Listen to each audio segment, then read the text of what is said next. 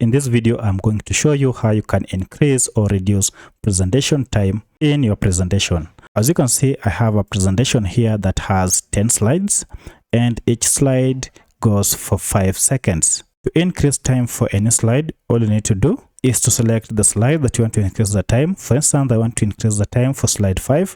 I'll tap on it, then go to Edit Timing and tap on it to open. Now here you can increase the time from 5 seconds to higher or reduce it. Now once you're done, you can click outside to apply the effect and only this slide will be affected.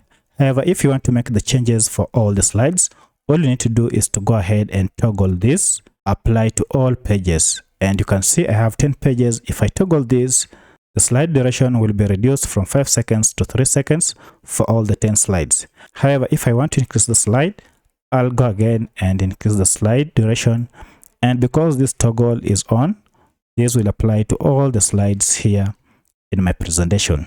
So that's how you increase or reduce the time in your slides in Canva. If you have any other question, kindly let me know in the comment section. Otherwise, kindly hit the like button and subscribe to this channel to support me. Thank you for watching, and let's meet in the next video.